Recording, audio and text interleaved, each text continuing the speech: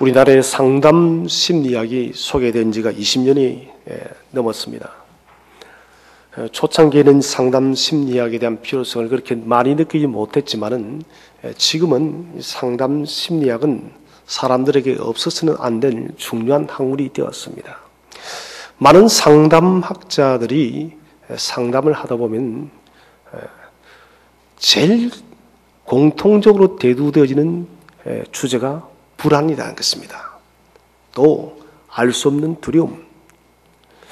그래서 많은 사람들이 자신 속에 불안을 호소하고 가만히 있어도 식은땀이 흐르고 심박수가 빨라지고 초조해진다는 것이에요. 상담학자들이 이분들의 정상을 가지고 검진을 한 결과 적게는 50%, 많게는 70%가 병이 없다는 것이에요. 병이 없음에도 불구하고도 마음이 초조해지고 불안해지고 심박수가 빨라지고 이유 없는 불안과 두려움이 찾아온다는 것이에요. 결국 이것은 우리 속에 주님께서 주시는 그 평안이 사라졌기 때문에 이런 두려움들이 찾아온다는 것이죠. 결국 우리가 지금 이 시대 속에 여러분 근원적으로 회복해야 될 것은 주님과 우리의 그 관계의 회복입니다.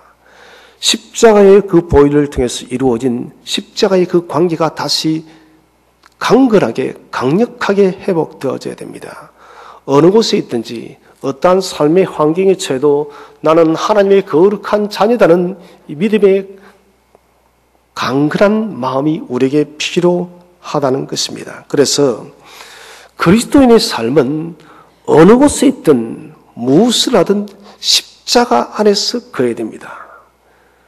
아무리 여러분 삶이 고달프고 힘겹고 어려워도 나는 하나님의 구속받은 구원받은 자녀다는 이 십자가의 대속의 은혜를 잊어서는 안 된다는 것입니다.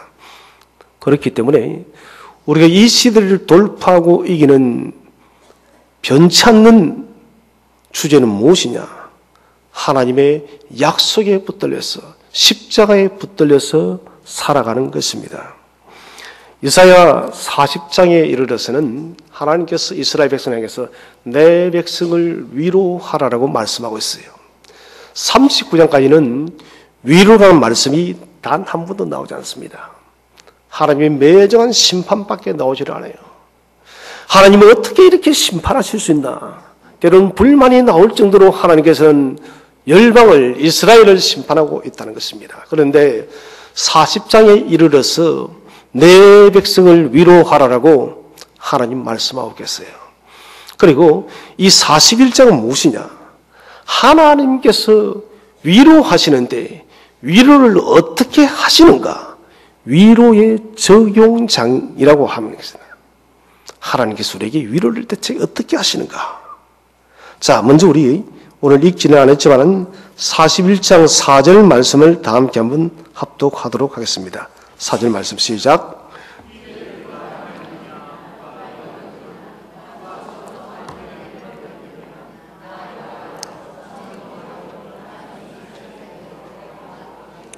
아멘. 이 일을 누가 이루었느냐? 이 일은 이 우주 만물의 모든 역사의 일들이라는 것입니다. 좀 좁혀보자면 이스라엘 백성이 이제 바벨론에 의해서 예루살렘 성이 함락되어서 포로가 되어져 갑니다. 이 일을 누가 이루었느냐? 39장까지는 열방에 대한 하나님의 심판의 메시지들이 계속 쏟아지고 있어요. 이 심판을 이루는 일이 주체자가 누구냐? 그리고 너희가 포로가 되어져 가서 70년 동안 포로 생활 후에 고레스를 통해서 다시 자유자가 되질 것인데 이 자유자가 되어지는 이 일도 대체 누가 이루느냐? 바벨론이 70년 이내에 무너지고 이런 페르시아가 다시 일어나게 되집니다. 이 일도 누가 이루느냐는 것입니다. 이 말 속에 핵심은 무엇입니까? 하나님이 행하신다는 것입니다. 우리는 오늘 우리 장로님도 기도하셨지만은 시진핑이 트럼프가 또 김정은이가 그들이 무슨 역사를 만들어가는 것이 아니다는 것이에요. 하나님께서 사람들의 마음을 주관하고 계시고 하나님께서 역사의 모든 구석구석 하나하나를 간섭한다는 것입니다. 왜 그러냐면은 하나님의 이런 백성들이 사는 곳에는 하나님 반드시 관여하는 것이에요. 21세기 이런 기독교의 역사 속에서 지금 가장 중요한 나라가 있다면 바로 그 나라는 대한민국이에요. 믿으십니까, 여러분? 대한민국이에요. 또 좁혀오자면 이는 가장 중요한 교회가 저와 여러분이 몸담고 있는 샘터교회임을 믿으시기를 바랍니다. 여러분, 우리는 적어도 이런 주체의식을 가져야 됩니다. 정말 여러분, 성교학적으로 지금 복음학적으로 한국 교회가 무너지면 세계 교회는 무너질 수밖에 없다는 것이에요. 근 70년 동안 하나님은 분단의 이 나라를 두고 보시다가 정말 여러분 예상치 못한 이 시기에 북녘 땅을 열게 하시고 또 뭔가 여러분 강대국들을 위해서 역사가 무엇이 거슬러 움직여가는 것 같은데 천만의 말씀입니다. 하나님께서 모든 일들을 주장, 계획, 섭리하고 있음을 믿으시기를 바랍니다. 그래서 우리 성도들은 우리 삶 속에 무슨 일이 일어나든 간에 그것은 여러분 내가 만든 것이 아니라는 것입니다. 상황과 환경이 다른 사람이 나를 그렇게 만든 것이 아니라 하나님께서 선을 이루어가고 있다는 그 사실을 반드시 붙드시기를 바랍니다. 그래서 저는 말씀드렸습니다. 로마서에서 하나님 당신은 언제나 옳다는 것이에요. 하나님 당신이 행하시는 일은 실수가 하나도 없습니다. 당신이 하시는 일은 언제나 절대적으로 옳다는 것이에요. 오늘 하나님은 이스라엘에게 말씀하고 있습니다. 너희가 바벨론의 포로가 되어져 갔어. 정말 망하는 것 같고 이제는 아무런 소망이 없어 보인다 할지라도 아니다는 것입니다. 나는 너희를 구출해낼 것이고 나는 너희를 건져내서 다시 이 고국 땅 예루살렘으로 돌아오게 할 것이다. 너희는 특별하다는 것입니다. 이 말씀은 오늘도 우리에게 똑같은 것입니다. 이런 세상이 전부 무너지는 것 같고 우리의 삶 속에 있는 삶에 아무런 소망, 희망이 보이지 않는다 할지라도 하나님은 저와 여러분의 인생 깊숙이 찾아오셔서 간섭하고 계심을 믿으시기를 바랍니다. 주님은 말씀하세요. 너는 특별해라고 말씀하는 것입니다. 같이 한번 우리 인사합시다. 당신은 특별하십니다. 여러분 믿으시기 바랍니다. 우리는 특별한 것이에요. 오늘 4절 말씀을 해서 나는 여호와다. 저는 이것을 아니야해라 해서 아니는 나는 야훼는 여호와, 나는 여호와라. 그래서 안옥히 선이라고 제가 수없이 말씀드립니다. 제가 왜 반복해서 말씀하느냐? 안옥히 선은 아니야훼는 하나님께서 여호와의 당신의 이름을 걸고 여러분 서명한다는 것입니다. 약속한다는 것입니다. 하나님께서 당신의 이름을 거셨기 때문에 이 말씀은 불변한다는 것입니다. 천지가 개벽되어지고 이 세상이 없어져도 하나님의 이름을 걸고 약속한 것은 그대로 이루어질 줄로 믿으시기를 바랍니다. 4절에 아니야이라는 이 말씀이 이 짧은 구절 속에 여러분 4번 들어가고 있습니다. 하나님께서 4번 당신의 이름을 걸고 우리에게 약속하고 있다는 것입니다.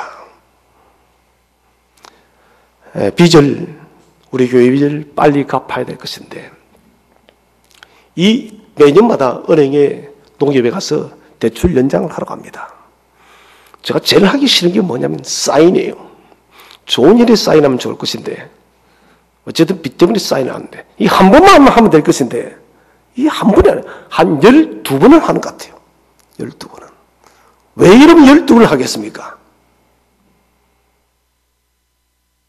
그래서 쉽게 말해서 12번 했다는 것은 다른 소리 못하게 하는 거예요. 당신 이름을 서명했지 않느냐?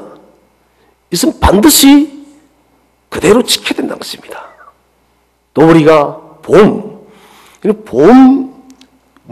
약관이 납니까? 그거 읽어보는 사람 아무도 없습니다. 혹시 계십니까? 저는 못 읽어보겠어요. 글자도 너무 작고 무슨 말인지도 모르겠어요. 그런데 어떻게 합니까? 서명을 합니다. 여러 번 서명합니다.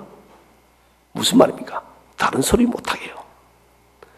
오늘 우리 하나님께서는 우리가 자꾸 불신한다는 것이에요. 하나님께서는 반드시 우리에 대해서 우리에 대한 약속을 지키고 너희가 비록 망하고 포로가 되어서 저 바벨론으로 간다 할지라도 내가 너희를 반드시 건져내겠다라고 하나님의 이름을 걸고 약속하였지만 우리가 믿지 않기 때문에 하나님은 매번 스스로 당신의 자존심을 구기면서 하는 것이에요. 여러분, 사인할 때 기분 좋은 사인이 있지만 기분 나쁜 사인이 있는 것이에요. 하나님은 당신의 자존심을 상하신 거예요. 한 번 말씀해도 괜찮은데 우리가 믿지 않으니까 당신의 자존심을 구기면서까지 4번 사인하고 있다는 것입니다. 나 여호와가 너에게 말한다라고. 4절에서 누가 행하였느냐? 누가 이루었느냐? 너희가 포로가 되진 것도 누가 하겠느냐? 너희가 포로가 되어서 70년의 세월이 지나고 다시 귀환하고 자유인이 되어지게 한 것도 대체 누가 하였느냐? 누가 처음부터 만대는 무엇입니까? 모든 열국의 사람들을 말하고 있습니다. 모든 열국의 사람들을 누가 불러내고 누가 만들고 이 열국의 모든 역사를 누가 이루어 가느냐? 나 여호와가 한다는 것이에요, 여러분. 인류 역사는 우연이 없습니다. 저와 여러분이 이런 개인의 삶도 우연이 없습니다. 전능하신 하나님께서 당신의 섭리의 역사를 따라서 세밀하게 하나도 놓치지 않고 하나님이 이루어가고 있음을 확신하시를 바랍니다. 처음에도 나요, 나중에도 여호와 하나님이라는 것을 주님께서는 강력하게 말씀하고 있습니다. 우연은 없습니다. 운명도 없는 것입니다. 오늘 하나님께서는 이 이스라엘을 향해서 말합니다. 바벨론이 너희를 포로로 잡아간다 할지라도 그들을 마지막에는 부직갱이처럼 태워버리겠다고 말씀하고 있습니다. 부직갱이 무엇입니까? 지금 우리 젊은 세대들은 모르겠지만은 지금은 다 도시가스다 기름이다 해서 불을 지필 일이 없지 않습니까? 옛날에는 군불을 다 뗐잖아요. 불을 지필 때 불을 잘 타게 하기 위해서 몸에 어떻게 합니까? 부직갱이를 나무젓가락을 가지고 그걸 지피지 않습니까? 이런 부직갱이는 불을 지펴라면 쓸모 있습니까? 없습니까? 없어요. 마지막에는 그 부직갱이도 불에 살라서 없어진다는 것입니다. 오늘 그 말씀입니다. 바벨론이 지금 너희를 박해하고 너희를 포로로 잡아가지만 그러나 나 하나님께서 갚아주겠다는 것이에요. 하나님께서 당신의 이름을 거시고 이 바벨론을 부직갱이처럼 태워서 갚아주겠다는 것이에요. 여러분, 세상에서 편히 살고 싶고 세상 사람들이 간교한기로 성도들의 여러분 뒷덜미를 잡을 때가 있습니다. 정말 그때 우리 마음의 이름 정말 견딜 수 없을 정도로 억울하고 정말 그들을 멱살을 잡고 죽이고 싶은 마음이 들 때도 많이 있습니다. 어떻게 사람이 저렇게 할 수 있느냐라는 그런 생각이 들 때 많습니다만은 그러나 여러분, 원수 갚는 것은 내게 있는 것이 아니라 하나님께 있음을 확신하시길 바랍니다. 하나님께서 갚아주는 것이에요. 악한 자들의 일은 나를 삼키고 나를 이름 위태롭게 하고 나를 어렵게 할 때 이름 하나님이 그 입을 막으신다는 것이에요. 사람의 말은 다 믿지를 못해요. 사람의 말이 다 지켜진다면 얼마나 좋겠습니까? 얼마 전에 우리가 6.13 지방선거를 했습니다.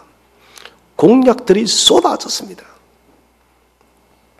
저는 공약들을 바라보니까 기분이 좋더라고요. 여러분 안 좋던가요? 좋죠, 여러분. 총선 때도 공약이 쏟아지고 대선 때도 공약이 쏟아집니다. 공약만 바라보면 진짜 말 그대로 여러분 배가 불러요. 근데 그것은 헛배예요, 헛배. 막상 사람들이 당선되어지면 그 공약은 어디로 갔는지 모르겠어요. 생각해봤으면 10%만 지켜줘도 얼마나 좋은 나라가 되어질까. 여러분, 대선 때도 그렇고 총선 때도 그렇고 지방선거 때도 그렇고 그런 위정자들이 그 공약을 남발합니다. 위정자뿐만 아니라 우리들도 이런 말로 약속할 때가 얼마나 많은지 모르겠습니다. 사람의 이름 말 한 만큼 지켜낸다면 이 세상은 정말 달라질 것입니다. 우리의 삶이 우리 입술의 이름은 10분의 1만 따라가도 인생은 달라진다는 것이에요. 사람의 예측은 약속을 얼마나 잘 지키느냐, 그 사람의 행동에 따라서 우리는 그 사람을 예측 가능한 사람이랍니다. 그런데 약속을 지키지 않는 사람은 예측 불가능한 사람이랍니다. 럭비공이 여러분 잡기가 힘든 이유는 어디로 튈지 모르기 때문에 힘든 것이에요. 약속을 지키지 않는 사람은 마치 럭비공과도 똑같은 사람이라는 것입니다. 그 사람은 무엇입니까? 사람은 여러분 신실하지 못한 것이에요. 사람은 성실하지 못합니다. 사람은 적어도 자신의 약속에 대해서 여러분 전력을 다해서 지킬 줄을 모르는 게 바로 인생이라는 것입니다. 그러나 우리 하나님은 그런 분이 아니십니다. 천지가 다 무너져도, 이 여러분 우주가, 이 은하계가 사라져도 하나님은 당신이 하신 말씀은 그대로 이루실 줄로 믿으시기를 바랍니다. 하나님은 하신 말씀에 신실하신 것이에요. 우리가 너무나도 다 잘 아는 요한 3서 2절 말씀을 다 함께 한번 합독하도록 하겠습니다. 시작. 사랑하는 자여, 내가 범사에 잘되고 강건하기를 내가 간구하노라. 저는 이 말씀을 너무 사랑하고 사랑할 분들을 저는 믿습니다. 여러분, 주님께서는 지금 우리에게 뭐라 부르고 있습니까? 사랑하는 자여. 같이 한번 인사합시다. 주님이 사랑하는 자라고 부르고 있습니다. 내가 여러분 사랑하는 게 아닙니다. 사람의 사랑은 한계적이고 또 위선적이고 제한적입니다. 그러나 하나님께서 우리를 사랑하는 자라고 부르셨다면 여러분, 그것은 세상 끝날까지 변치 않음을 확신하시기를 바랍니다. 여러분, 세상에는 많은 단어들이 있지만 아가페라는 이 사랑보다 더 위대한 단어는 없습니다. 우리를 사랑하는 자라고 주께서 부르시고 난 뒤에 그 다음에 내 영혼이 잘됨같이, 이것은 구원의 문제입니다. 우리의 구원을 여러분 주님께서는 변치 않겠다는 것입니다. 천지가 흔들려도 세상이 무너져도 우리에 대한 이 약속한 이 구원은 절대 주님께서 변개하지 않겠다는 약속을 하고 있는 것이에요. 그래서 우리가 하늘로부터 내려온 그 샬롬의 평안을 매일마다 받아 누리고 살아가는 것입니다. 여러분, 예수 믿으면서도 매일마다 불안에 떨는 사람들이 있어요. 여러분, 이것은 예수를 믿는 것이 아닙니다. 이것은 뭔가 우리가 잘못되어진 믿음을 가지고 있습니다. 예수 믿으면서 늘 여러분 감사하면서 살아가기보다는 내 마음속에 불평과 원망이 더 많습니다. 투정이 더 많습니다. 미움이 많습니다. 이것은 무엇의 문제입니까? 우리의 영혼의 문제가 있다는 것이에요.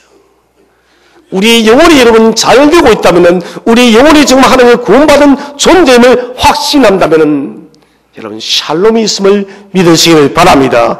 불평과 원망이 아니라 감사와 기쁨이 차고 넘치는 것이에요. 이것은 법칙입니다. 그 다음에 주께서는 범사에 잘되고 우리의 행하는 일들이 잘 된다는 것이에요. 형통이라는 것입니다. 요셉이 감옥에 가도, 보디발의 집에 여러분 종살이를 하여도, 그 절망의 깊은 속에 빠져도 성경은 그렇게 기록하고 있습니다. 여호와께서 함께함으로 형통하였더라. 여러분, 하나님께서 함께하시면 우리가 여러분 그 절망의 깊은 골짜기를 지나가도 형통의 길을 걷고 있음을 믿으시기를 바라면, 여러분, 보이는 것은 절망이라 합니다. 우리가 그런 말을 쓰죠. 무엇이라 쓰고 무엇이라 읽는다, 그런 말을 요즘 젊은이들 많이 쓰더라고요. 사람들은 절망이라 쓰고 우리는 형통이라고 읽음을 믿으시기를 바랍니다. 왜 그러냐? 주께서 범사에 잘되기를 약속하고 있기 때문에. 그 다음에 강건하기를, 영과 위 늘 강건하기를 못하느냐? 간구한다는 거예요. 기도와 간구는 다릅니다. 기도는 주께 드리는 것입니다. 제목을 가지고. 간구는 그 기도를 지속적으로 하는 거예요. 지속적으로. 우리 주님께서 저와 여러분의 삶에 대해서 영혼이 잘되고 범사가 잘되고 강건하기를 한 번 중보하는 것이 아니라 지금도 우리가 생명 다하는 그날까지 지속적으로 중보하고 있음을 확신하시기를 바랍니다. 그래서 사람은 변화해도 사람의 말은 못 믿어도 하나님의 약속은 불변하다는 것입니다. 우리의 인생에 대해서 주께서 책임지겠다는 것입니다. 지금 세상은 너무나도 심각하게 흔들리고 있습니다. 편하게 살고 싶지만 사람이 편하지를 못해요.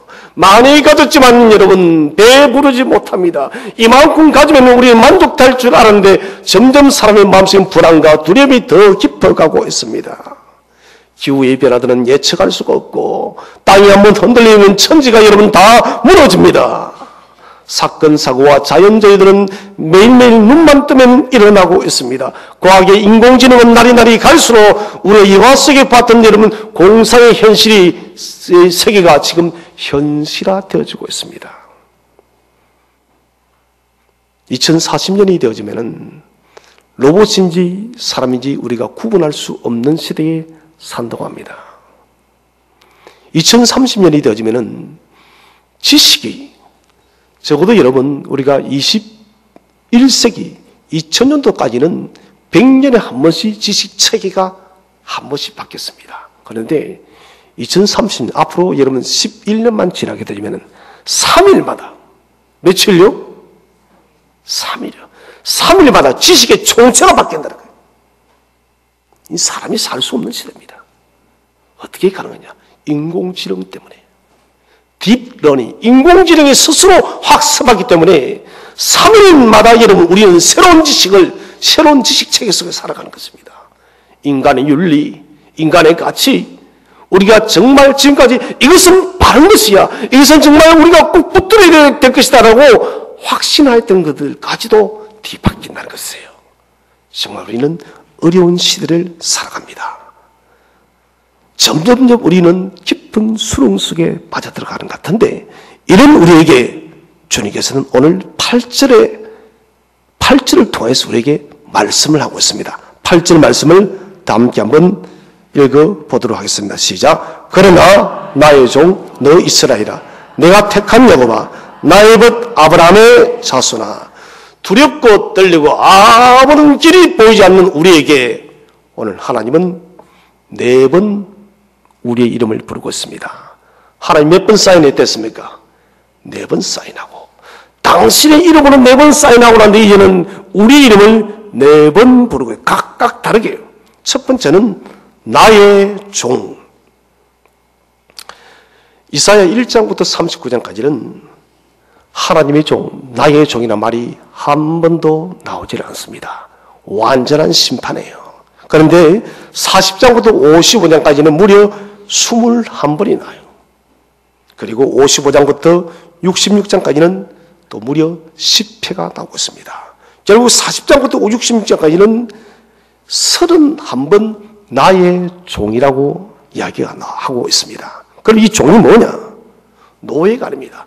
마귀는 우리를 불러서, 마귀는 사람을 불러서 여러분 자신이 부리는 종으로서, 죽음의 종으로서 끌고 가지만, 그러나 하나님의 종은 뭐냐? 영광의 종이란 거예요. 이 영광의 종은 뭐냐?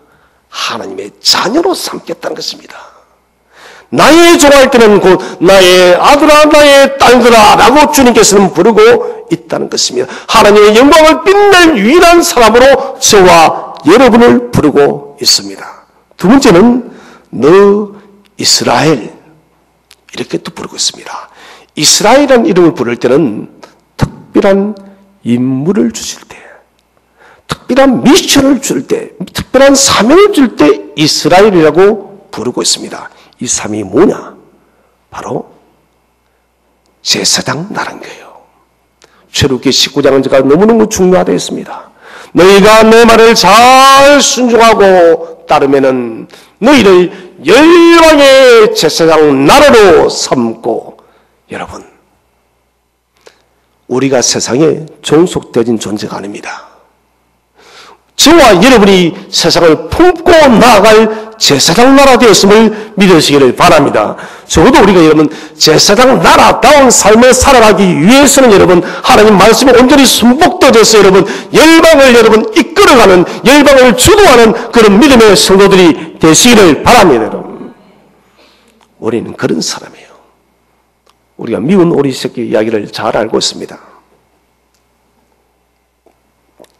그 안데르센 동화를 보시면은 미운 오리 새끼 보니까 모양새가 달라요. 그래서 늘 왕따를 당합니다. 오리들 사이에서. 얼마나 그랬을까요? 나는 엄마를 닮지 않았어. 그리고 동생들도 보고, 물론 그 놈이 암놈 유수놈 잘 모르겠지만은 형들도 보니 모양새 같지를 않아요. 형제들도 늘 왕따를 시킵니다. 그래서 늘 외롭습니다. 좌절도 많이 더지고 그 오리가 자살도 생각하는 거예요. 사람이 아니지만은. 어느 추운 겨울날 이 미운 오리는 자신이 오리가 아닌 호숫가에 유유히 흐르는 백조인 것을 알게 되집니다. 여러분, 우리도 마찬가지예요. 우리의 태생이 백조예요. 노는 백조 말고요. 아름다운 백조예요. 우리는 오리가 아니라 우아한 백조예요. 다시 말하면 우리는 세상에 늙어진 그런 사람이 아니라 하나님의 거룩한 제사장 됐음을 믿으시기를 바랍니다. 이 놀라운 신분이 있는데 이 거룩한 제사장의 신분을 우리가 숨겨버리고 여러분 세상에 질질 끌려가는 포되어진 사람처럼 우리가 살아간다는 것이에요. 신분이 여러분 제사장인데 여러분 본 태생이 제사장이에요. 이제 우리는 제사장의 신분을 감추지 마시고 제사장의 신분을 드러내고 나타내시기를 바랍니다.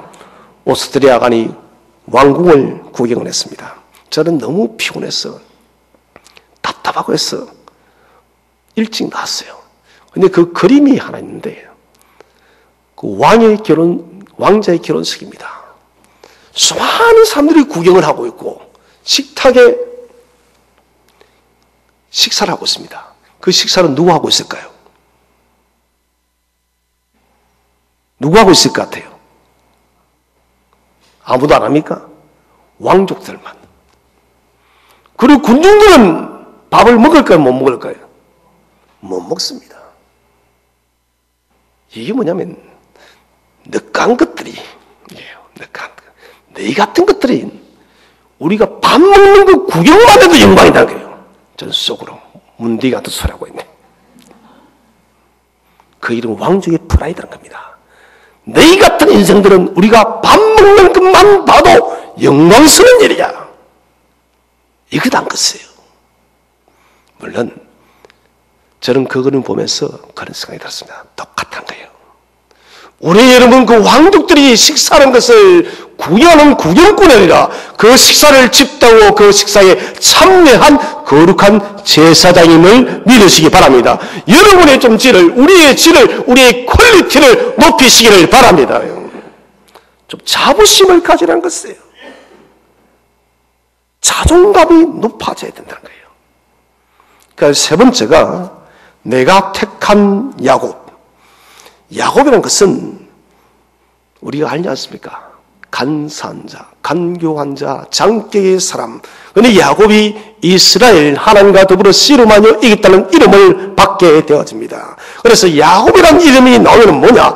하나님을 통하여서 하나님과 더불어서 새 힘을 받은 사람. 여러분, 하나님으로 인해서 하나님과 더불어서 새 힘을 얻는 성도들이 되시기를 축원을 드립니다. 네 번째는 나에봇 아브라함 자손아. 자, 이 말은 문자적으로 사랑하는 사람이라는 것입니다. 하나님과 아브라함이 친구예요. 이 친구도 절친이라는 거예요. 그런데 저는 이 절친이라는 말을 앞으로 쓰면 안 되겠더라고요. 이번에 가서 한 분을 통해서 다른 목사님도 접했어요. 이런 절친이 한국말일까요? 아닐까요?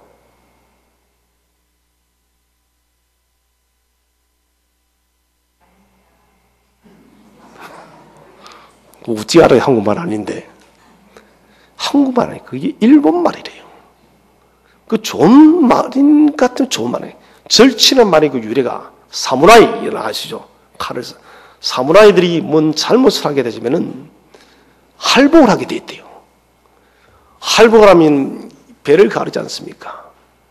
그 얼마나 고통스럽습니까? 그 죽어갈 때 그 고통을 제거하기 위해서 제일 친한 친구가 목을 고통 없이 따준다는 거예요. 이게 절친. 이건 쓰면 안 돼요. 이거는 베스트 프렌드, 베프란 말을 썼어요. 제일 친한 친구. 하나님과 아브라함이 베프라는 거예요, 여러분. 아들은 베프, 베스트 프렌드. 베프는 모든 것을 다 아는 것이에요. 숨기는 것을. 그래서 하나님께서 소돔과 고모라를 멸망시키는 것을 아브라함이 숨겼습니까? 안 숨겼습니까?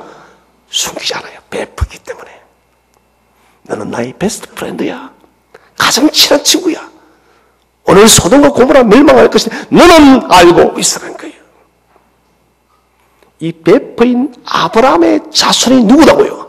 저와 여러분이라는 것입니다. 이 말씀은 뭐냐? 우리를 인격적 존재로서 주님은 만나준다는 것입니다. 내가 아브라함을 만났듯이 내가 너희를 만나고 있다. 그렇다면 우리도 예수님의 베스트 프렌드, 베프가 되어진 거예요. 얼마나 놀라운 일인지 모릅니다. 이 나의 종, 너 이스라엘, 내가 택한 야곱, 나의 벗 아브라함 자손, 이것은 사중 구조입니다. 사중의 점진적 강조 구조. 어떤 것을 강조하냐? 하나님의 사랑. 우리에 대한 하나님의 사랑을 사중적으로 점점점 강화시키고 있다는 것입니다. 특별히 종, 이스라엘, 야곱, 아브라함을 통해서 점진적으로 인격적 관계로 더 가까이 찾아오고 있습니다. 종에서 아브라함의 자손, 곧 나의 베스트 프렌드 누구야 라고 지금 부르고 있다는 것입니다. 하나님은 우리에 대한 사랑이 불변합니다. 사랑으로 우리를 부르고 있음을 믿으시기를 바랍니다. 9절 말씀을 우리 한번 다 함께 읽어보겠습니다. 9절 말씀 시작. 내가 땅끝에서부터 너를 붙들며 땅 모퉁이에서부터 너를 부르고 내게 이르기를 너는 나의 종이라 내가 너를 택하고 싫어하며 버리지 아니하였다 하였노라. 9절의 성경은 붙들고 버리지 않았다. 주께서 여러분 이스라엘을 붙들고 버리지 않았듯이 저와 여러분의 인생도 붙들고 버리지 않음을 확신하시길 바랍니다. 그래서 로마서 8장 38절에 사망이나 생명이나 그 무엇도 하나님의 사랑에서 결코 끊을 수 없느니라. 그 무엇도 끊을 수 없는 것입니다. 주님께서는 이 일을 이루기 위해서 피로 이 약속을 이룬 것입니다.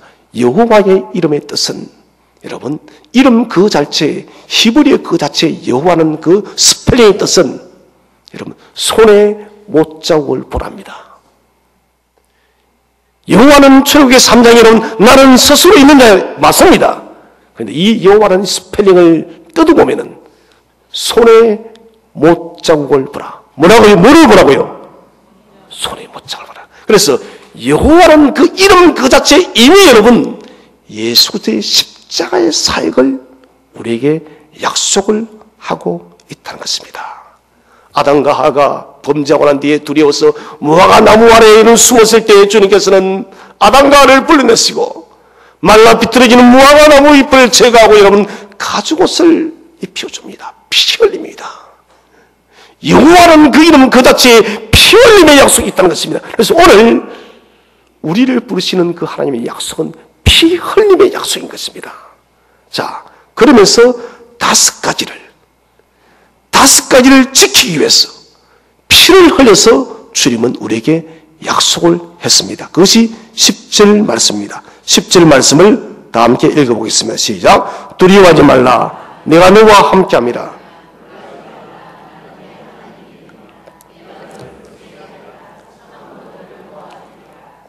나의 오른손으로 너를 붙들리라.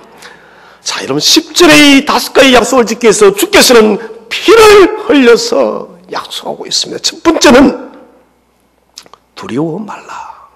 나 여호와가 함께함이라. 이 말은 여러분 적극적 사고방식이 아닙니다. 두렵지 않아 이게 아니다는 것입니다. 이미 하나님께서 우리가 하나님을 바라볼 때 두려움이 사라질 줄로 믿으시기를 바랍니다. 이건 긍정의 말이 아니라는 것입니다. 내가 두려움을 떨치는 것이 아니라 하나님께서 이 삶의 모든 두려움을 제거할 줄로 확신하시기를 바랍니다. 두 번째는 놀라지 말라. 나 여호와 너의 하나님이 됨이라. 다급하고 위급한 상황, 눈을 크게 뜨고 겁먹게 하는 그 대상을 지금 뭔가 우리가 바라보고 있습니다. 이 상황을 바라보니 너무 두려워서 어찌할 바를 모르겠습니다. 이때 하나님께서 놀라지 말라 하시면서 내가 너의 아버지가 되었다라고 말씀하는 거예요. 아이가 부들부들 떨고 있어요. 두려움 속에. 그때 여러분 엄마 아빠가 그 아이를 안아줄 때 그 아이는 두려움이 사라지는 것 똑같은 것입니다. 너무나도 놀라운 이 현실 앞에서 어떻게 내 인생에서 이런 일이 벌어졌을까 해서 부들부들 떨고 있을 때 주께서 오셔서 안아주시면서 놀라지 마라. 누구야? 내가 너 여호와 너의 아버지라고 말씀하는 거예요. 세 번째는 나 여호와가 굳세게 하리라. 이것은 견고하게 하겠다. 강하게 하겠다. 우리의 심령을 견고하고 강하게 해서 세상을 모든 것을 돌파할 수 있는 힘을 준다는 것이에요. 네 번째는 참으로 너를 도와주리라. 돕다는 것은 아자르입니다. 군사적 지원을 말합니다. 그냥 돕는 것이 아니에요. 군사를 보내서 어떤 군사? 천군 천사를 보내서 저와 여러분을 도와준다는 거예요. 다섯 번째는 오른손으로 너를 붙드니라. 이것은 지켜 올리는 거예요. 승리하게 한다는 것입니다. 우리의 삶의 현장이 무엇이든 반드시 승리하게 하겠다. 두려워 말라, 놀라지 말라, 굳세게 하리라, 도와주리라, 붙들리라. 이 약속을 이루기 위해서 주께서 십자가에 못 박혀 죽으시고 부활 승리하였음을 확신하시기를 바랍니다. 그래서 이것은 피로 맺은 언약이기 때문에 이것은 변치 않는다는 것입니다. 41장 10절에 하나님은 오늘도 저와 여러분과 함께하고 있음을 믿으시기를 바랍니다. 로뎀 나무 안에 들어누워서 죽기를 자초했던 엘리야를 하나님은 외면하지 않습니다. 천사를 보내시고 떡덩이를 보내서 엘리야를 일으켰습니다. 주님을 세 번이나 부인했던 베드로를 주님은 찾아가셔서 초반을 먹이시고 또 그에게 묻습니다. 요한의 아들 시몬아, 네가 나를 사랑하느냐? 내 양을 치라.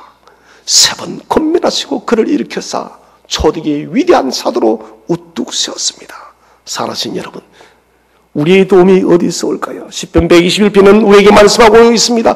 나의 도움이 어디서 올까? 천지를 지으신 여호와에게로서이다. 여러분, 이 말씀은 천지가 계획되어도 변화되지 않습니다. 오직 우리의 도움은 천지를 지으신 여호와께로부터 옴을 믿고 확신하시기를 바랍니다. 피로 맺은 주님의 이 약속을 굳게 붙들고 세상의 삶의 문제가 무엇이든 우리 앞길을 가로막는 문제가 무엇이든 간에 주의 약속의 언약을 붙들고 모든 삶의 문제를 돌파하는 우리 모든 교회들 되시기를 주의 이름으로 축원드립니다.